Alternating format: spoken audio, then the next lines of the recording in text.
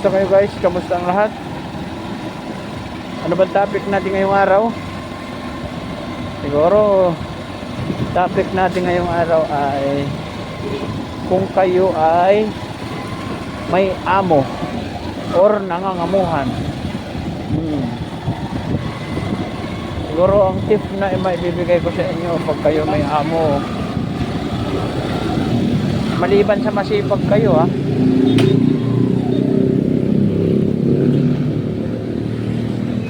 kailangan nyo rin siguro babaan ang inyong pasensya.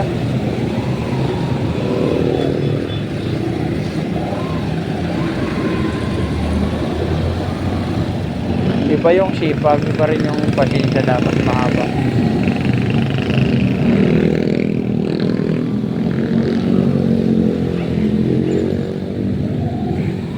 Okay, susot. Tapos lawakan yung pag-unawa nyo. Lawakan nyo ang inyong pag-unawa at tiksian nyo yung ano yung pasensya nyo. Dapat mahaba din, hindi maiksi. Tapos pride. Pride talaga ang importante guys, pride. Dahil pag mataas talaga pride mo, tapos sobrang galing ng tingin mo sa sarili mo. Halimbawa, kargador ka, pag nasigawan ka lang ng amo mo, bukas alis na ako, o ngayon na mismo, wala yan silang taga-karga pagka ako yung umalis. Oo, wala yung taga-karga guys, pero maghahanap yan ng kapalit mo. Hindi naman titigil ng negosyo dahil umalis ka di ba? Kaya number 1 talagang dapat yung alisin sa katawan, yung pride. Kumbaga napagsabihan ka lang or mayroon kang narinig na hindi angkop sa tenga mo, hindi sumang-ayon sa gusto mo, may narinig ka sa amo mo, tapos aalis ka na, magdadamdam ka na. Hindi ganun. Ako nga noon nung may amo ako pinagmumura pa nga ako dinuduro pa nga ako di ba? Umalis ba ako? Hindi, kasi inintindi ko na lang si boss dahil mainit siguro ang ulo, stress sa trabaho, sa ekonomiya, paano mapalago ang negosyo. Pero kung hindi ka naman sinaktan bago minura ka lang, dinuro ka, natural lang sa may amo talagang ganun. Pero kung mga napakasimpleng bagay lang na hindi ka naman minura, sa side ko kasi yun, minura ako, dinura ako, pero baliwala sa akin yun yung bang simpleng ano lang, nasabihan ka lang ng ayusin ba, parang gano'n, tapos nagdinamdam mo na agad, ay walang mangyayari sa'yo. Magtayo ka na lang sarili mong kumpanya. Pero kahit magtayo ka ng sarili mong kumpanya, ganun pa rin ang mangyayari sa'yo kung maiksi ang pasensya mo, tapos makitid ang pag-unawa mo, tapos mataas masyado ang pride mo, ay wala rin mangyayari sa negosyo mo. Ganun. Kasi hindi ang buhay natin naka-program kung saan na dapat papaganda muna natin bago tayo pumina. Ayaw naman natin mangyari na uugot-ugot na tayo, nagbubuhat pa tayo ng pigs, di ba? Uugot-ugot na tayo, nagtatabas pa tayo sa tubuhan. Uugot-ugot na tayo, nagbubuhat pa tayo ng mga kung ano-ano, nagpo-construction pa, papala pa. Hindi.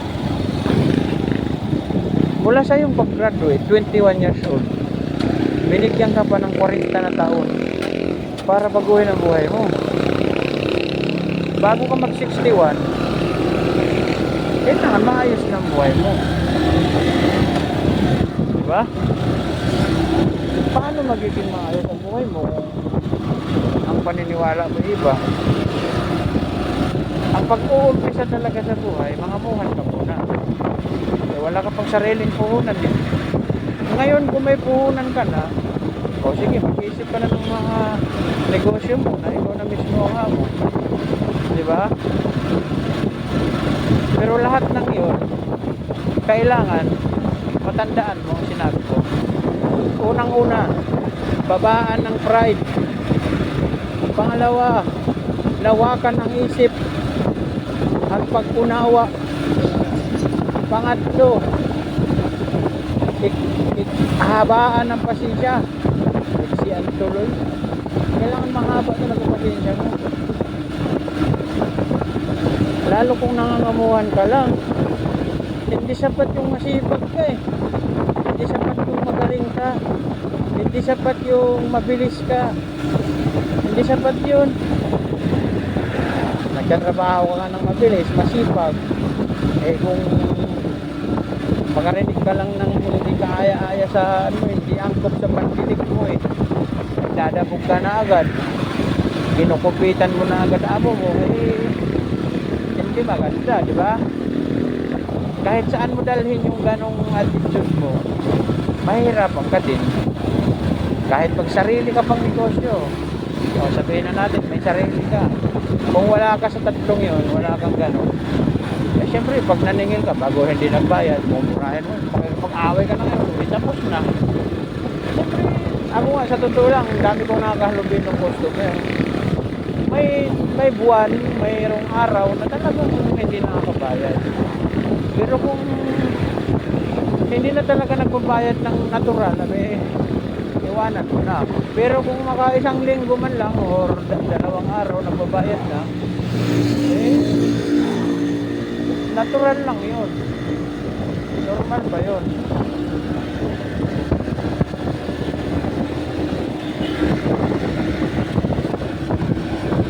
Bilisan mo na natin guys dahil baka umulan na. Bakbakan na to.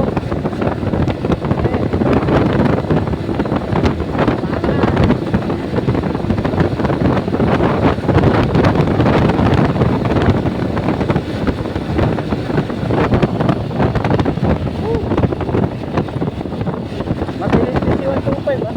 Naabot din 80 na.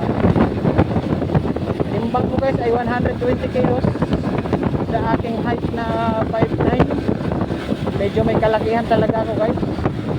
Pero kayang kaya ni YTX 125. Yamaha YTX 125. Ang video ito ay hatid sa inyo na Yamaha. Joke lang, hindi tayo promoted. Wala. Yun oh. Cruiser 200.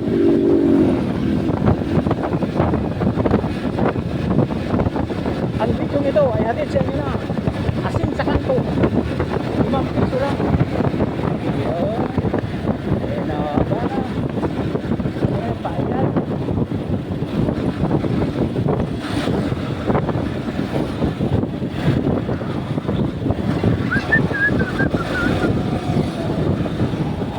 And I never thought I'd feel this way. As to what the fuck I'm saying, I'm glad it felt just the same.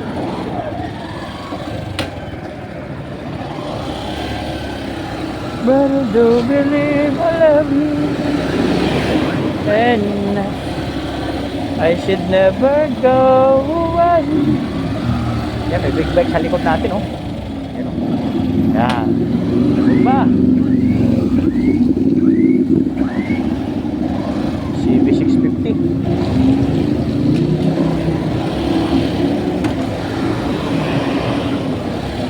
Kailangan din ba natin sumuot dito? O hindi na? Hindi na. Simbahan yun yun. Ano yun dyan? Labasan na ngayon. Alauna. Simbahan.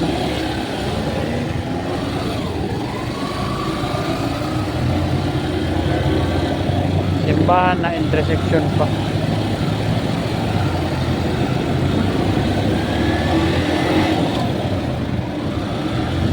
Labasan ng simba.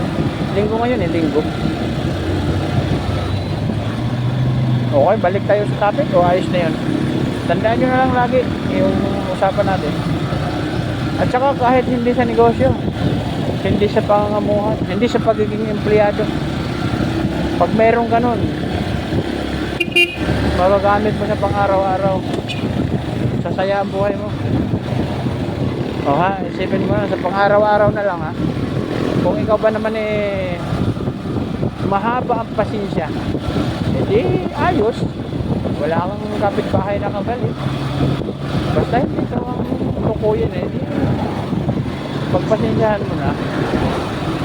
Tapos malawak ang pag-unawa. Unawain mo na lang lahat. Ikaw na mag-adjust. Walang mawawala sa'yo. O, diba? Babaan ang pride. Sus. Pag pinabaan mo ang pride mo, marami kang magiging kaibigan.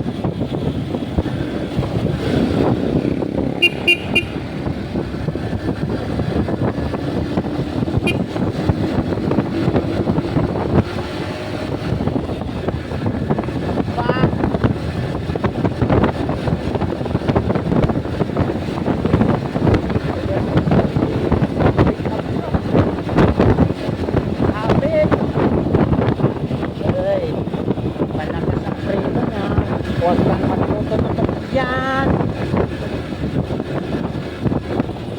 Crisostomo Avenue. Yun, isa pa. Yan.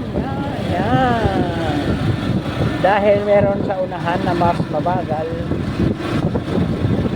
Alright. Dapat nasa gilid ka lang kung mabagal ka. Ako minsan, naka-tricycle ako. Sa gitna rin. Bango ah. Nag-uutog-tuloy ako, alas 12 na.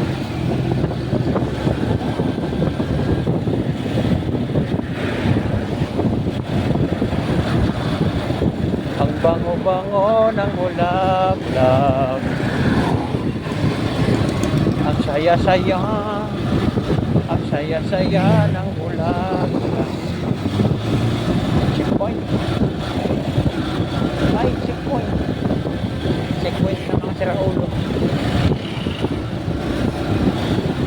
Wala. Dati kasi nung pag may nag-ipon-ipon na motor, may checkpoint daw sa dulo. Wala naman.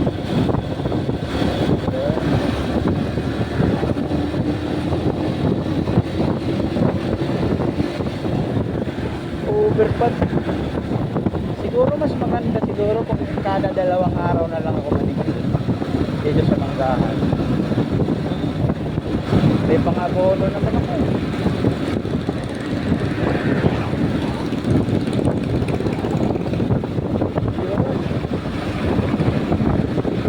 Susulputan kasi nagaling sa likod. Baka na. Yun.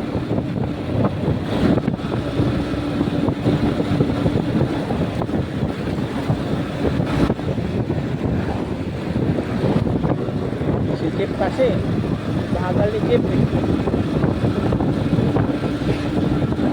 Dito kayo nadaan. Ay hindi pwede. Daming sasakyan oh.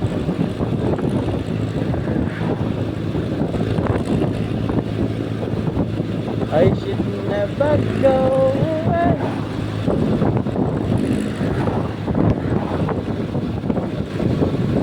Huwag mo nang subukan. Pilit din naman yan at may pasahero.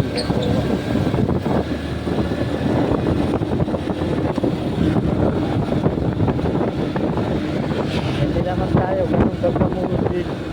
Basta guys, ang payo ko lang sa inyo, basta medyo alanganin talaga o may pag-aalinlangan kayo, huwag na kayo overtake no? Hindi na baling malit ka ng ilang oras sa pag-uwi kaysa naman hindi ka talaga makauwi. O, diba? Pagkasimple lang ng buhay guys. Ang marunong maghintay ay magwawagi ng maayos. O, bago kayo? Bago bang kasabihan nyo? Ang marunong maghintay ay hindi mamamatay. Siyempre kung mainibig ka o overtake ka pag overtake mo may kasalubong naman pala dahil mainibig ka di ka naghintay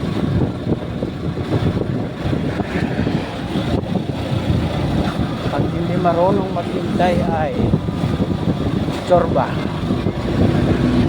Kita niyo ba yung guys yung nakatayo doon? Kulay puti ang damit.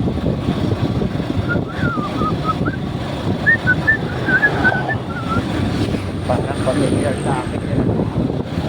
Balikan kaya natin. Vital statistic 39 30 saka 37. Grabe, no?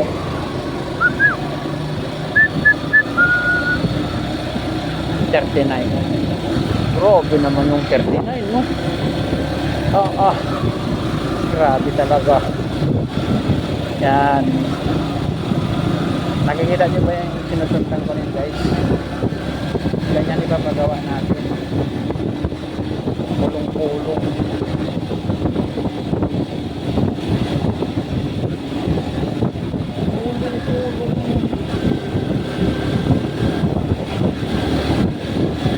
I should never go away.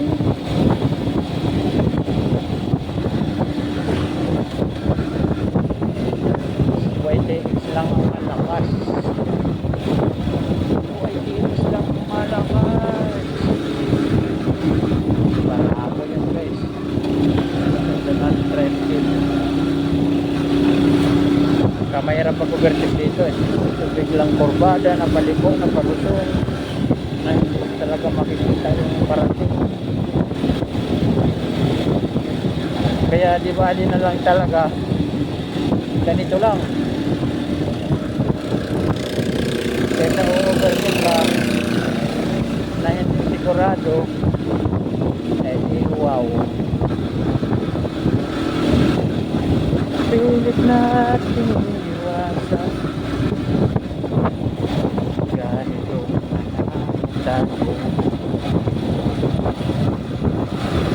kahit di sigurado tinuloy natin ang ating unaya pwede na ubos ng buhay nagsimula lahat ay parang lumabo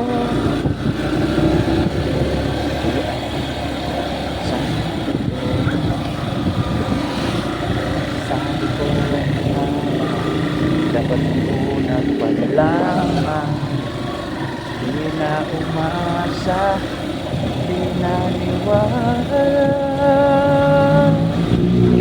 hindi tayo pwede tagpo pero titingnan di na posible ang mga puso'y wag natin pahirapan suko na sa laban di tayo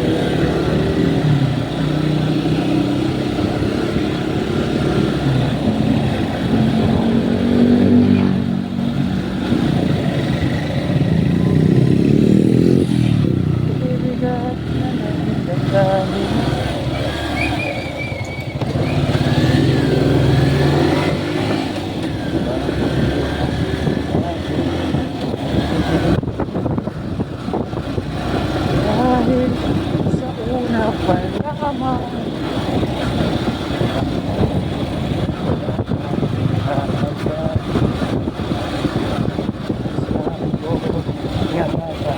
dapat untuk bersama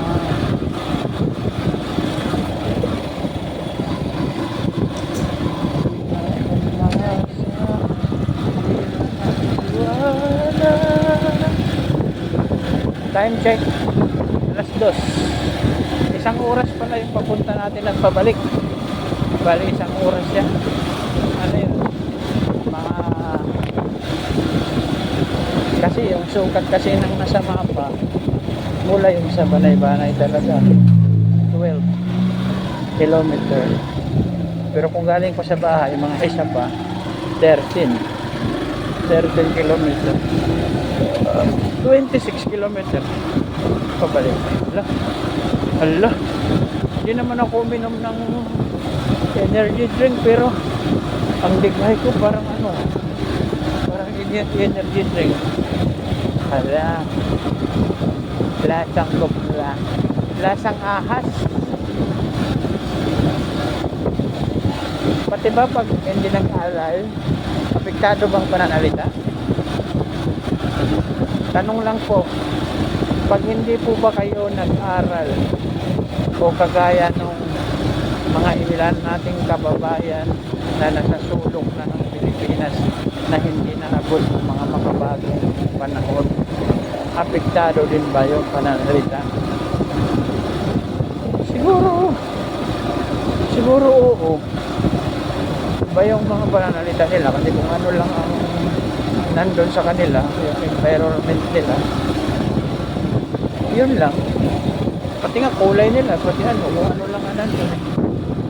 Kasi isipin mo, yung pinakasabon mo pag naligo ka doon, di ba sapal lang ng nyug, kukuskusin ng bato tapos maliligo ka, tapos mangyayari lang yun pagka once a week siguro o naulanan ka lang, pati kulay yun, oo. Tapos pati pananalita. Pero meron naman ilang edukado dito sa malapit sa atin, may mga ilang edukado naman na hindi disiplinado. Pag nagsalita parang walang ano, walang patutunguhan, walang direksyon, walang kwenta, walang saysay. Medyo may pagkabastos, gano'n. Kaya may kasabihan din na hindi porket edukado ay disiplinado. May mga pangilan-ngilan din sira ulo. Masakit na talaga ang likod ko Dito na lang tayo guys, mag-focus sa ating YouTube channel. Habang nagkukwentuhan tayo ay nananakbo ng mabagal. Hindi pwede bilisan tong ating bagong YDX dahil bagong-bago ito, brand new to. Ito ay ibinigay sa atin ng isa nating taga-subaybay. Shout out kay Dexter de la Tonga. May pamotor, yan bang sinasabing naghihirap. Super galante yung kuya ko na yan. Isipin nyo naman, binigyan tayo ng motor Magkano ba ang presyo nito pag binili mo ng bago? Siguro mga 60k o mga 58 hanggang 55, mga ganun.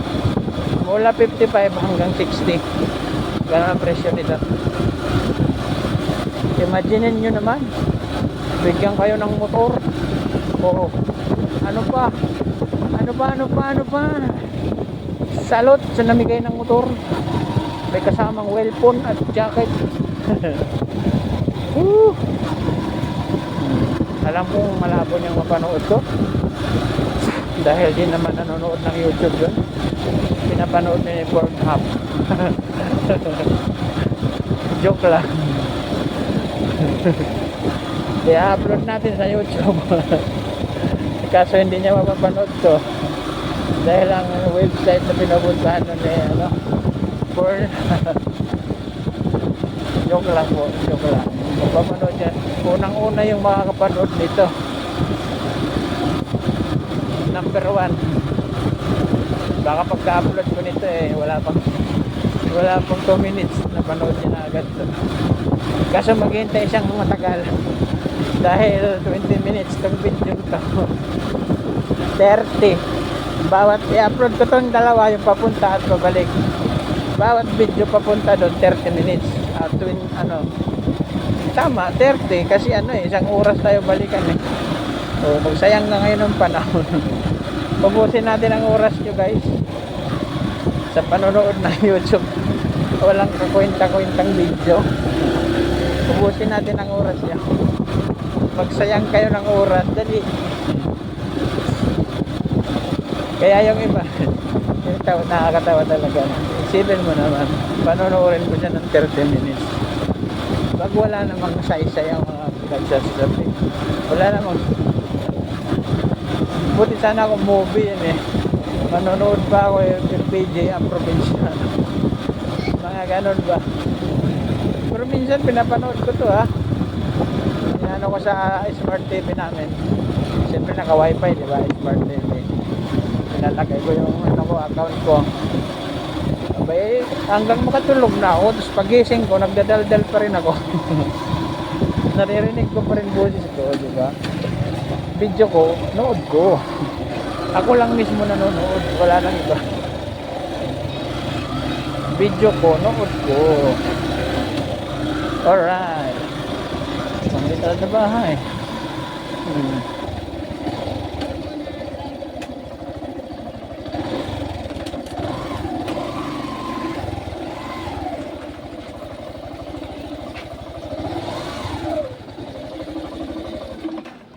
Oh, dito na lang.